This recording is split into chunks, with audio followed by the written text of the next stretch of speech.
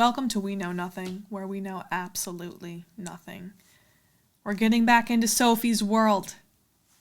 We have not been in her world for a little while. Just a little, couple years. We avoided being in her world, and we still have a long ways to go. We are only on chapter 12, Hellenism. So let's see if we can get back in. So for those of you who maybe have stumbled upon this channel and you don't know, I've been gone for a couple of years. I don't know if you could tell with the hair. Yeah, here we are. We're getting back in. All right, let's go. Hellenism.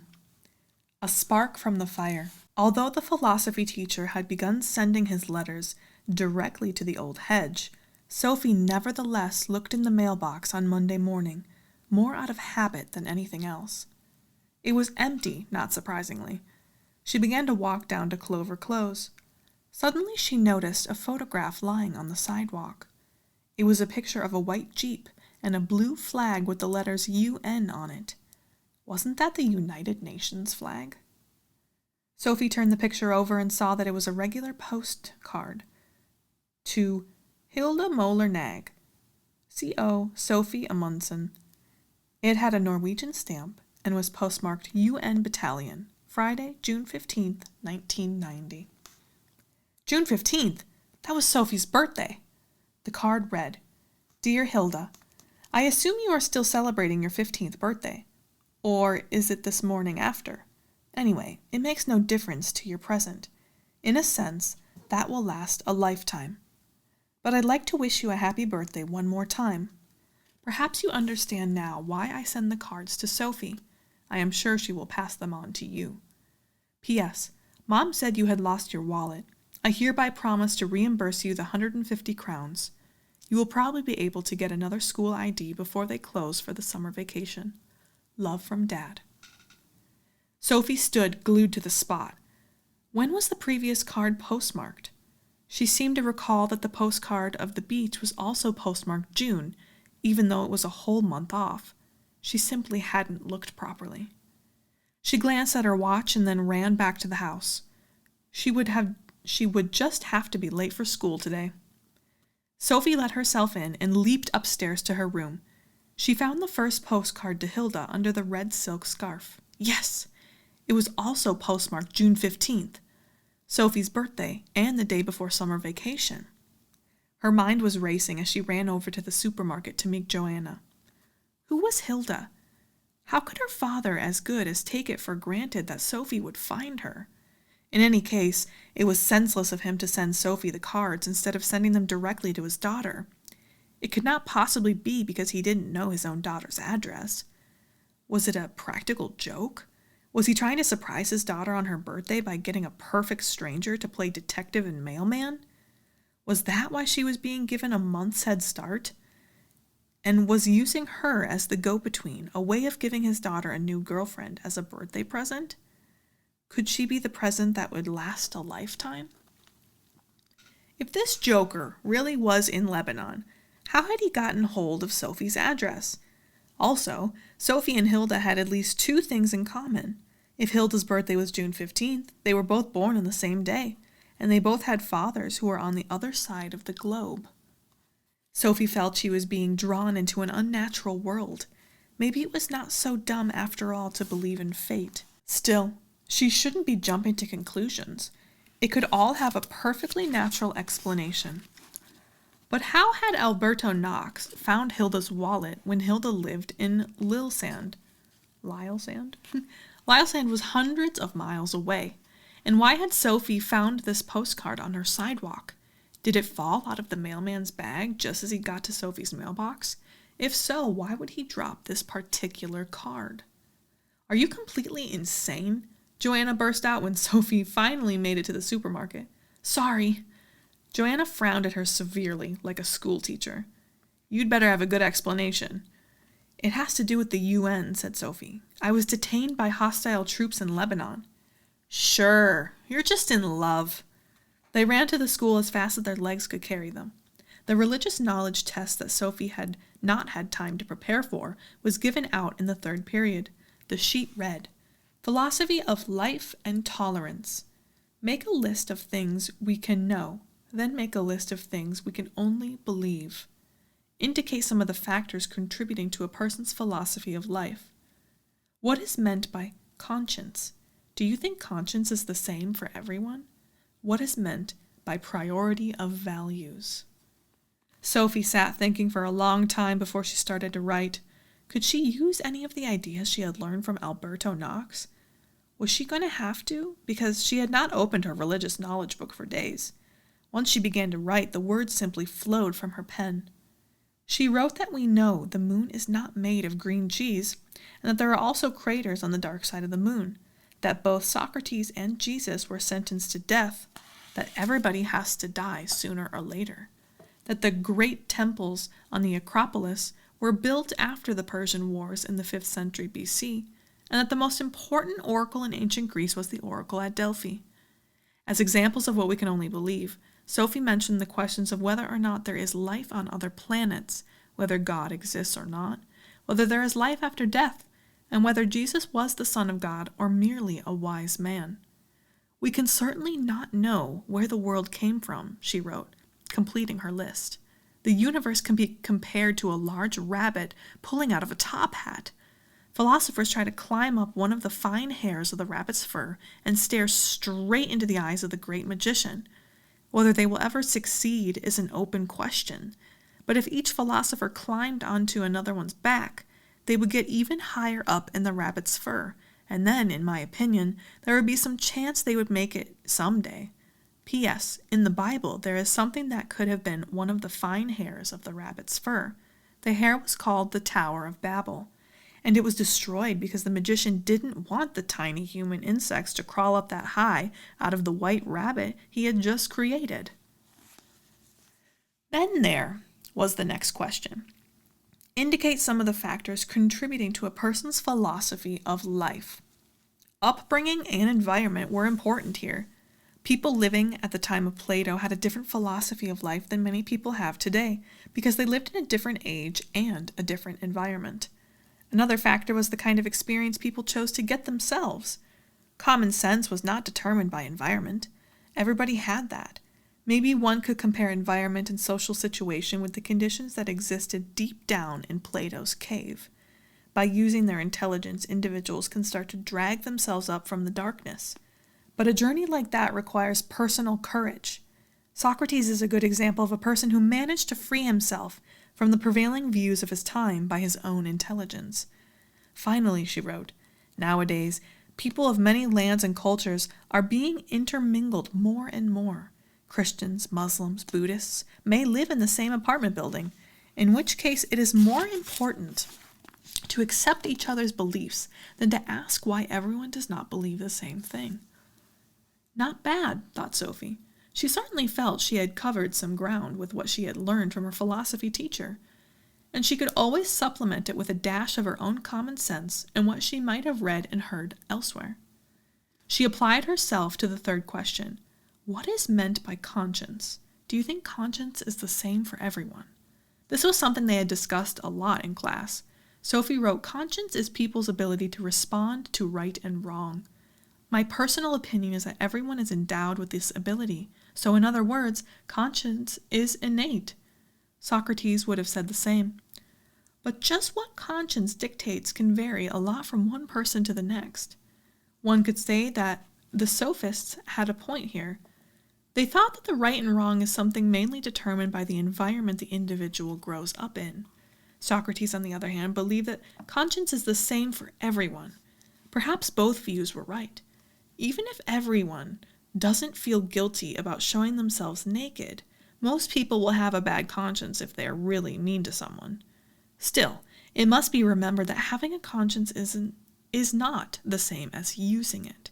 Sometimes it looks as if people act quite unscrupulously, but I believe they also have a kind of conscience somewhere deep down.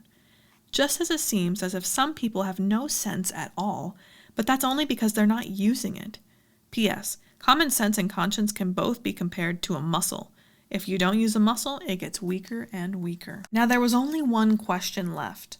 What is meant by priority of values? This was another thing they had discussed a lot lately. For example, it could be of value to drive a car and get quickly from one place to another. But if driving led to deforestation and polluting the natural environment, you were facing a choice of values. After careful consideration, Sophie felt she had come to the conclusion that healthy forests and a pure environment were more valuable than getting to work quickly. She gave several more examples. Finally, she wrote, "Personally, I think philosophy is a more important subject than English grammar. It would therefore be a sensible priority of values to have philosophy on the timetable and cut down a bit on English lessons." In the last break, the teacher drew Sophie aside. "I have already read your religion test," he said. "It was near the top of the pile. I hope it gave you some food for thought." "That was exactly what I wanted to talk to you about. It was in many ways very mature, surprisingly so, and self-reliant. But had you done your homework, Sophie?" Sophie fidgeted a little. "Well, you did say it was important to have a personal point of view." "Well, yes, I did, but there are limits." Sophie looked at him straight in the eye. She felt she could permit herself this after all she had experienced lately. "I've started studying philosophy," she said. "It gives one a good background for personal opinions." "But it doesn't make it easy for me to grade your paper. It will be either a D or an A. Because I was either quite right or quite wrong. Is that what you're saying?" "Let's say A," said the teacher. "But next time, do your homework." When Sophie got home from school that afternoon, she flung her school bag on the steps and ran down to the den. A brown envelope lay on the top of the gnarled roots. It was quite dry around the edges, so it must have been a long time since Hermes had dropped it. She took the envelope with her and let herself in the front door. She fed the animals and then went upstairs to her room. Lying on her bed, she opened Alberto's letter and read. Hellenism. "Here we are again, Sophie. Having read about the natural philosophers and Socrates, Plato, and Aristotle, you are now familiar with the foundations of European philosophy. So from now on, we will drop the introductory questions which you earlier received in white envelopes. I imagine you probably have plenty of other assignments and tests at school. I shall now tell you about the long period from Aristotle near the end of the 4th century BC, right up to the early Middle Ages around AD 400. Notice that we can now write both BC and AD because Christianity was in fact one of the most important and the most mysterious factors for the period. Aristotle died in the year 322 BC, at the time when Athens had lost its dominant role. This was not least due to the political upheavals resulting from the conquests of Alexander the Great, 356 to 323 BC. Alexander the Great was the king of Macedonia. Aristotle was also from Macedonia, and for a time he was even the young Alexander's tutor. It was Alexander who won the final decisive victory over the Persians. And moreover, Sophie, with his many requests, he linked both Egypt and the Orient as far east as India to the Greek civilization. This marked the beginning of a new epoch in the history of mankind. A civilization sprung up in which Greek culture and the Greek language played a leading role. This period, which lasted for about 300 years, is known as Hellenism. The term Hellenism refers to both the period of time and the Greek-dominated culture that prevailed in the 3 Hellenistic kingdoms of Macedonia, Syria, and Egypt. However, from about the year 50 BC, Rome secured the upper hand in military and political affairs. The new superpower gradually conquered all the Hellenistic kingdoms, and from then on, Roman culture and the Latin language were predominant from Spain in the west to far into Asia. This was the beginning of the Roman period, which we often refer to as late antiquity. But remember one thing. Before the Romans managed to conquer the Hellenistic world, Rome itself was a province of Greek culture. So Greek culture and Greek philosophy came to play an important role long after the political influence of the Greeks was a thing of the past. Religion, philosophy, and science. Hellenism was characterized by the fact that the borders between the various countries and cultures became erased. Previously, the Greeks, the Romans, the Egyptians, the Babylonians, the Syrians, and the Persians had worshipped their own gods, within what we generally call a national religion. Now the different cultures merged into one great witch's cauldron of religious, philosophical, and scientific ideas. We could perhaps say that the town square was replaced by the world arena. The old town square had also buzzed with voices, bringing now different wares to the market, now different thoughts and ideas. The new aspect was that town squares were being filled with wares and ideas from all over the world. The voices were buzzing in many different languages. We have already mentioned that the Greek view of life was now much more widespread than it had been in the former Greek cultural areas. But as time went on, Oriental gods were also worshipped in all the Mediterranean countries. New religious formations arose that could draw on the gods and the beliefs of many of the old nations. This is called syncretism, or the fusion of creeds. Prior to this, people had felt a strong affinity with their own folk and their own city-state. But as the borders and boundaries became erased, many people began to experience doubt and uncertainty about their philosophy of life. Late antiquity was generally characterized by religious doubts, cultural dissolution, and pessimism. It was said that the world has grown old. A common feature of the new religious formations during the Hellenistic period was that they frequently contained teachings about how mankind could attain salvation from death. These teachings were often secret. By accepting the teachings and performing certain rituals, a believer could hope for the immortality of the soul and eternal life. A certain insight into the true nature of the universe could be just as important for the salvation of the soul as religious rituals. So much for the new religion, Sophie. But philosophy was also moving increasingly in the direction of salvation and serenity. Philosophic insight, it was now thought, did not only have its own reward, it should also free mankind from pessimism and the fear of death. Thus, the boundaries between religion and philosophy were gradually eliminated. In general, the philosophy of Hellenism was not startlingly original. No new Plato or Aristotle appeared on the scene. On the contrary, the three great Athenian philosophers were a source of inspiration to a number of philosophic trends, which I shall briefly describe in a moment. Hellenistic science, too, was influenced by a blend of knowledge from the various cultures. The town of Alexandria played a key role here as a meeting place between East and West, while Athens remained the center of philosophy, with still functioning schools of philosophy after Plato and Aristotle. Alexandria became the center for science. With its extensive library, it became the center for mathematics, astronomy, biology, and medicine. Hellenistic culture could well be compared to the world of today. The 20th century has also been influenced by an increasingly open civilization. In our own time, too, this opening out has resulted in tremendous upheavals for religion and philosophy. And just as in Rome around the beginning of the Christian era, one could come across Greek, Egyptian, and Oriental religions today, as we approach the end of the 20th century, we can find in all European cities of any size religions from all parts of the world. We also see nowadays how a conglomeration of old and new religions, philosophies, and sciences can form the basis of new offers on the view of life market. Much of this new knowledge is actually the flotsam of old thought, some of whose roots go back to Hellenism. As I have said, Hellenistic philosophy continued to work with the problems raised by Socrates, Plato, and Aristotle. Common to them all was their desire to discover how mankind should best live and die. They were concerned with ethics. In the new civilization, this became the central philosophical project. The main emphasis was on finding out what true happiness was and how it could be achieved. We are going to look at 4 of these philosophical trends. The Cynics. The story goes that one day Socrates stood gazing at a stall that sold all kinds of wares.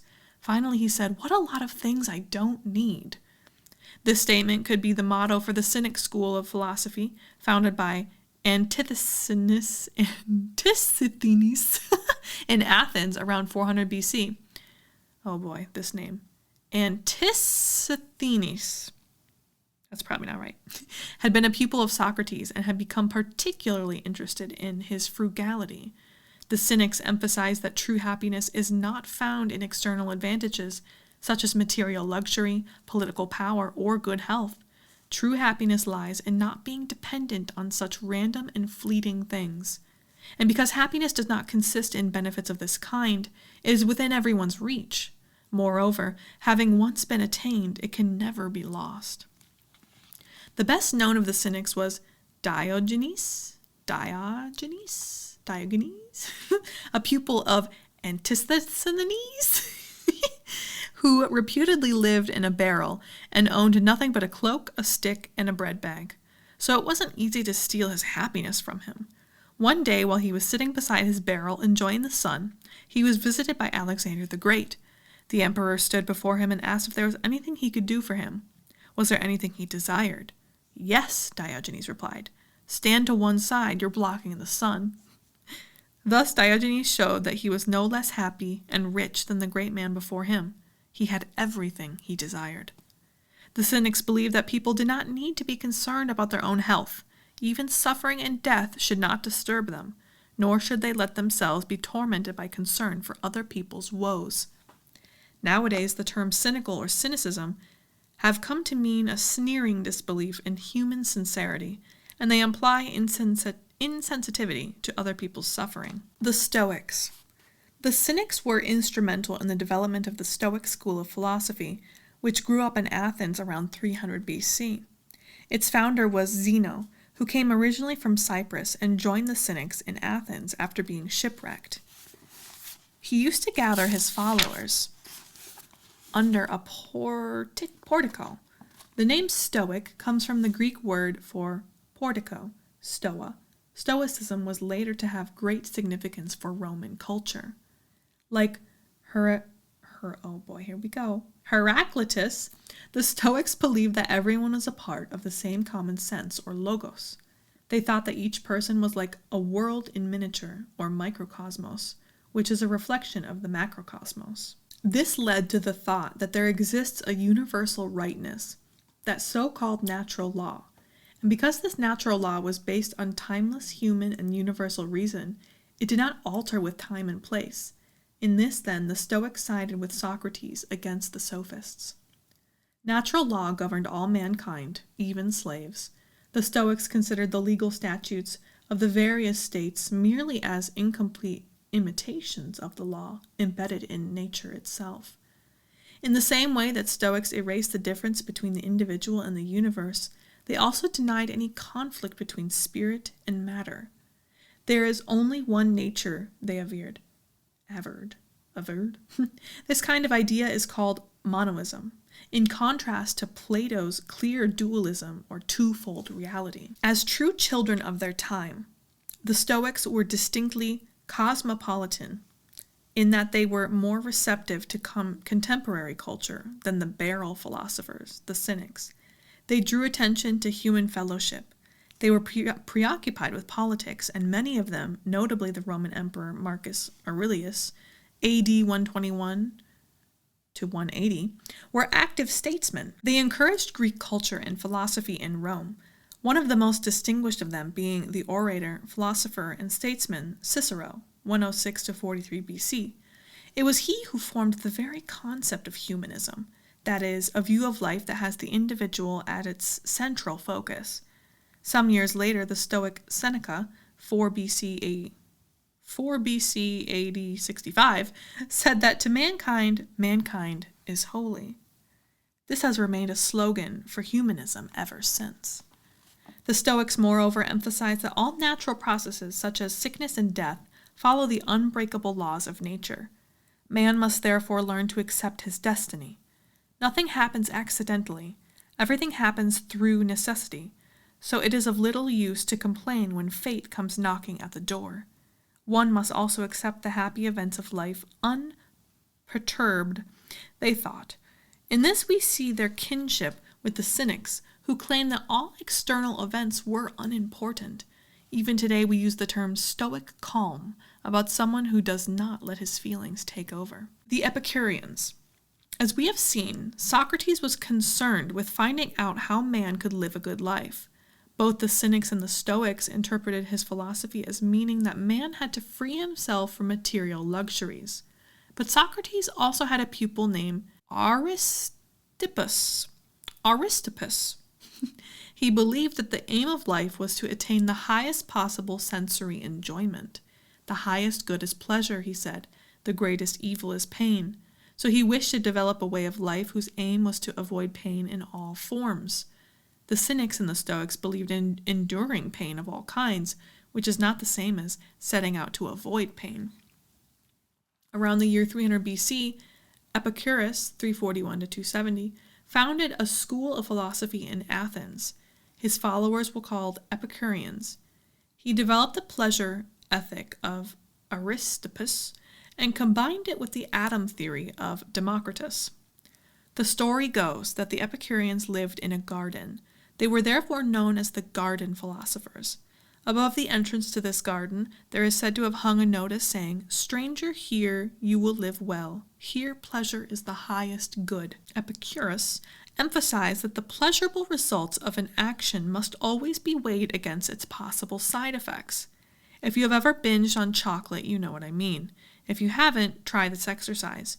Take all of your saved up pocket money and buy 200 crowns worth of chocolate. We'll assume you like chocolate. It is essential to this exercise that you eat it all at one time. About half an hour later, when all that delicious chocolate is eaten, you will understand what Epicurus meant by side effects. Epicurus also believed what a pleasurable result in the short term must be weighed against the possibility of a greater, more lasting, or more intense pleasure in the long term. Maybe you abstain from eating chocolate for a whole year because you prefer to save up all of your pocket money and buy a new bike or go on an expensive vacation abroad. Unlike animals, we are able to plan our lives. We have the ability to make a pleasure calculation. Chocolate is good, but a new bike or a trip to England is better. Epicurus emphasized, though, that pleasure does not necessarily mean sensual pleasure, like eating chocolate, for instance. Values such as friendship and the appreciation of art also count. Moreover, the enjoyment of life required the old Greek ideals of self-control, temperance, and serenity. Desire must be curbed, and serenity will help us to endure pain. Fear of the gods brought many people to the garden of Epicurus. In this connection, the atom theory of Democritus was a useful cure for religious superstitions. In order to live a good life, it is not unimportant to overcome the fear of death. To this end, Epicurus made use of Democritus's theory of the soul atoms. You may perhaps remember that Democritus believed there was no life after death because when we die, the soul atoms disperse in all directions. Death does not concern us, Epicurus said quite simply, because as long as we exist, death is not here, and when it does come, we no longer exist. When you think about it, no one has ever been bothered by being dead. Epicurus summed up his liberating philosophy with what he called the 4 medicinal herbs. The gods are not to be feared. Death is nothing to worry about. Good is easy to attain. The fearful is easy to endure. From a Greek point of view, there was nothing new in comparing philosophical projects with those of medical science. The intention was simply that man should equip himself with a philosophic medicine chest containing the 4 ingredients I mentioned. In contrast to the Stoics, the Epicureans showed little or no interest in politics and the community. Live in seclusion was the advice of Epicurus. We could perhaps compare his garden with our present-day communes. There are many people in our own time who have sought a safe harbor away from society. After Epicurus, many Epicureans developed an overemphasis on self-indulgence. Their motto was "live for the moment." The word Epicurean is used in a negative sense nowadays to describe someone who lives only for pleasure. Neoplatonism. As I showed you, Cynicism, Stoicism, and Epicureanism all had their roots in the teaching of Socrates. They also made use certain of the pre-Socratics like Heraclitus, and Democritus. But the most remarkable philosophic trend in the late Hellenistic period was first and foremost inspired by Plato's philosophy. We therefore call it Neoplatonism. The most important figure in Neoplatonism was Plotinus, 205 to 270, who studied philosophy in Alexandria, but later settled in Rome. It is interesting to note that he came from Alexandria, the city that had been the central meeting point for Greek philosophy and Oriental mysticism for several centuries. Plotinus brought with him to Rome a doctrine of salvation that was to compete seriously with Christianity when it came time. However, Neoplatonism also became a strong influence in mainstream Christian theology as well. Remember Plato's doctrine of ideas, Sophie? And the way he distinguished between the world of ideas and the sensory world? This meant establishing a clear division between the soul and the body. Man thus became a dual creature. Our body consisted of earth and dust like everything else in the sensory world, but we also had an immortal soul. This was widely believed by many Greeks long before Plato. Plotinus was also familiar with similar ideas from Asia. Plotinus believed that the world is a span between two poles. At one end is the divine light, which he calls the One. Sometimes he calls it God. At the other end is absolute darkness, which receives none of the light from the One. But Plotinus's point is that the darkness actually has no existence. It is simply the absence of light. In other words, it is not. All that exists is God, or the One, but in the same way that a beam of light grows progressively dimmer and is gradually extinguished, there is somewhere a point that the divine glow cannot reach. According to Plotinus, the soul is illuminated by the light from the One, while matter is the darkness that has no real existence, but the forms in nature have a faint glow of the One. Imagine a great burning bonfire in the night from which sparks fly in all directions. A wide radius of light from the bonfire turns into day in the immediate area, but the glow from the fire is visible even from a distance of several miles. If we went even further away, we would be able to see a tiny speck of light, like a far-off lantern in the dark, and if we went on moving away, at some point the light would not reach us. Somewhere the rays of light disappear into the night, and when it is completely dark we see nothing. There are neither shapes nor shadows. Imagine now that reality is a bonfire like this.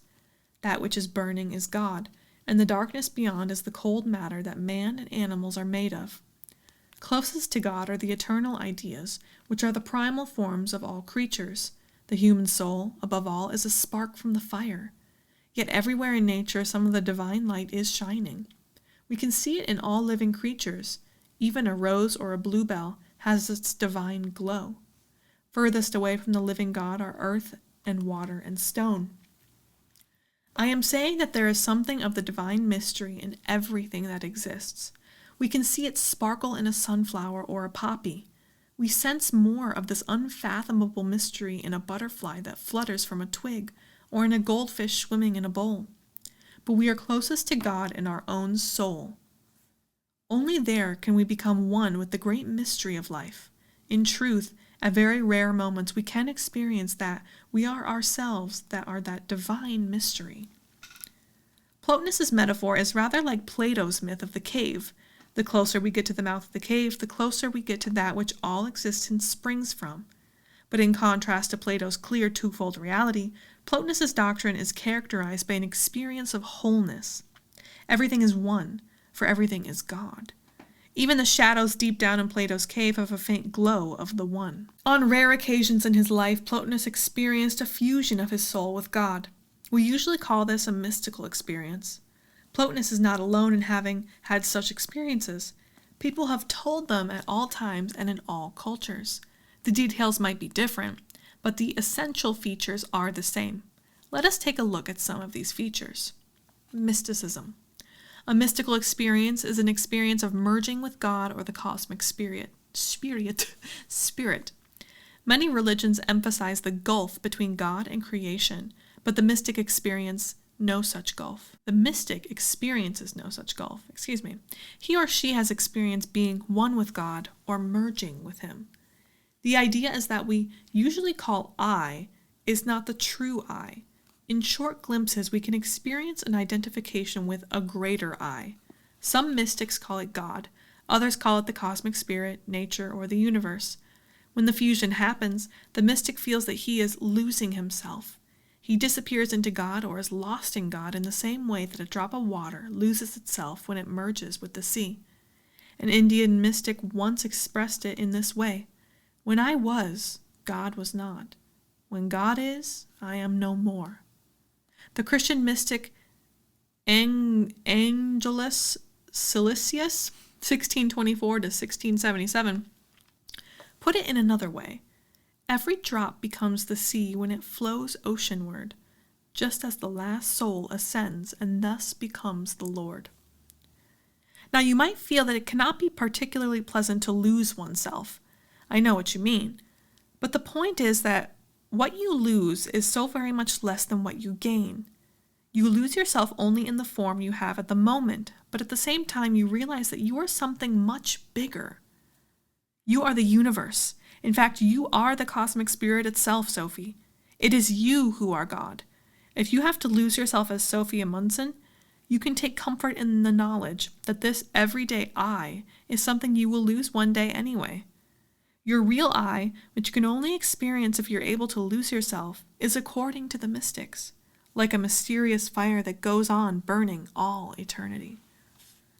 But a mystical experience like this does not always come of itself. The mystic may have to seek the path of purification and enlightenment to meeting with God. This path consists of the simple life and various meditation techniques. Then all at once the mystic achieves his goal and can exclaim, "I am God," or "I am you." Mystical trends are found in all the great world religions, and descriptions of mystical experiences given by the mystics show a remarkable similarity across all cultural boundaries. It is in the mystics' attempt to prove a religious or philosophic interpretation of the mystical experience that his cultural background reveals itself. In Western mysticism, that is, within Judaism, Christianity, and Islam, the mystic emphasizes that his meeting is with a personal God. Although God is present both in nature and in the human soul, he is also far above and beyond the world.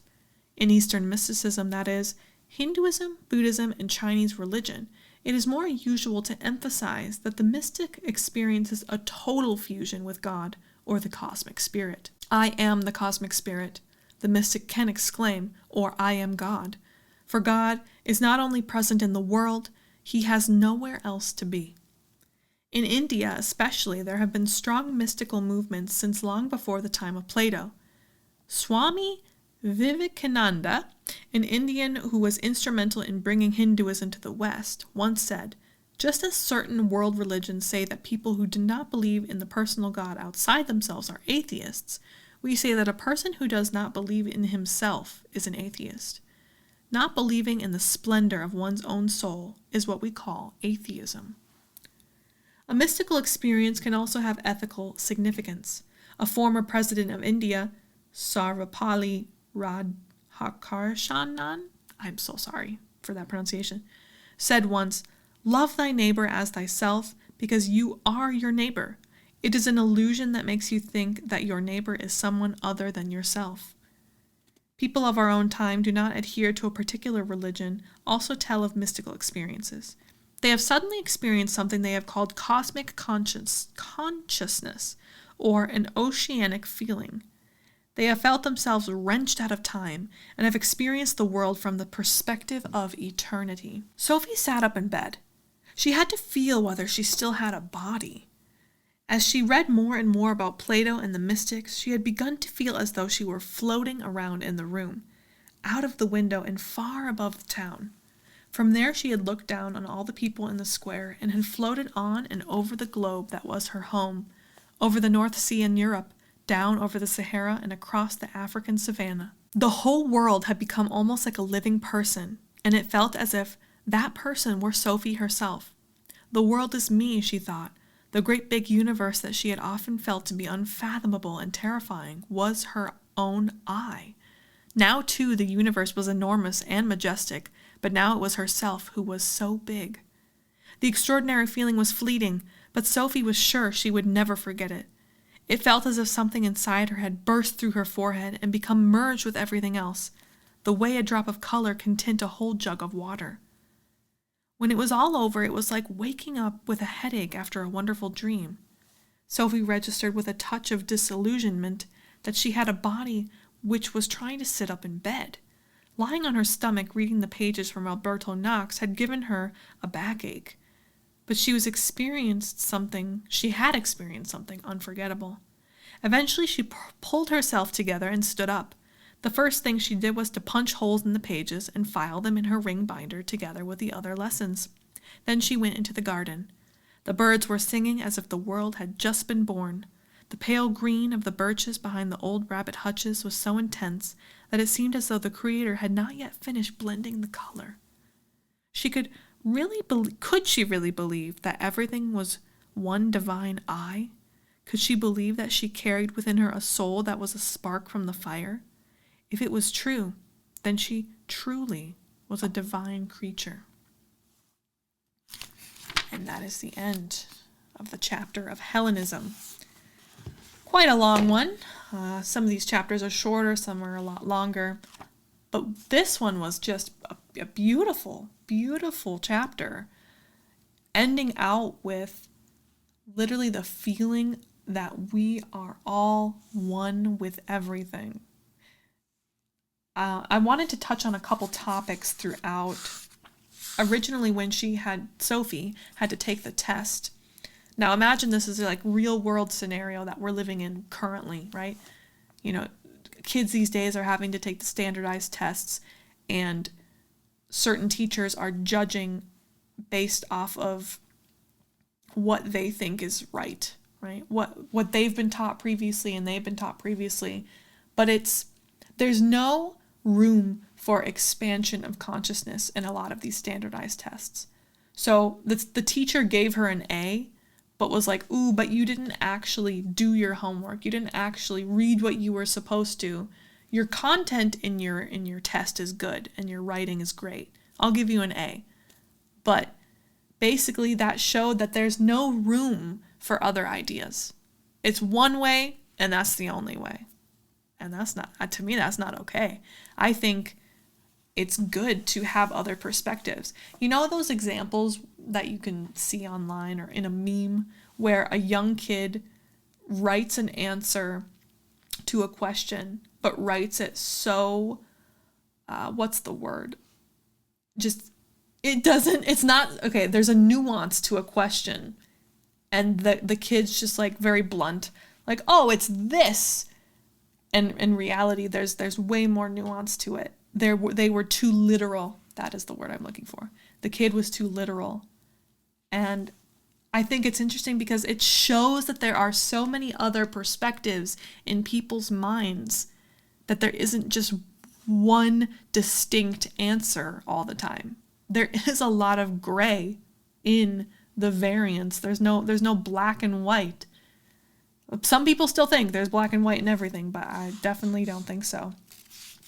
And then we get into the period where kind of the Roman Empire, the Romans take over. And then there's a merging of different ideas. And it starts to shake the stability, the foundation of people's lives. You know, you've got all these new cultures, new ideas, new religions, crossing borders, coming in, and it's totally blowing people's minds to the point where they don't know what to think anymore. And that's very interesting that actually was like a period in history, and it still is today, where you've got other ideas coming in, and some people can't handle it. They're like, no, that doesn't fit with me. I'm not even going to listen. It doesn't make sense to me.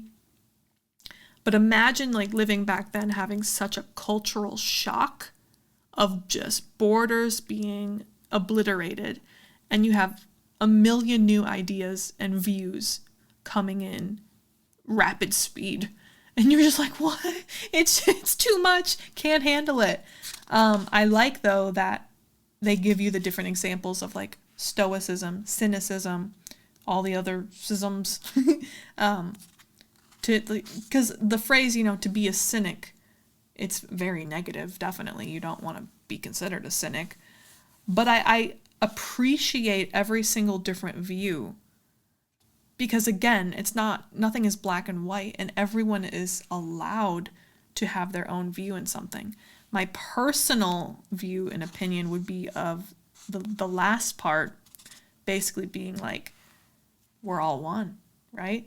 Everything could be true. Everything could be false. We don't even know. The other one, what was it? The word pronunciation is hard. What was the... Did I just totally lose my page here? Oh my goodness. I think I just lost my page. Well, basically the school of thought in which everything is pleasure, right? You have to just avoid pain and experience all pleasure. Well, now you're getting rid of the duality. You're getting rid of the polarities. And I don't think that is the right way. I think we do... Here's the thing. I think we can experience pure pleasure, pure bliss, ecstasy. I think it is possible. But do I think that we should? I don't know.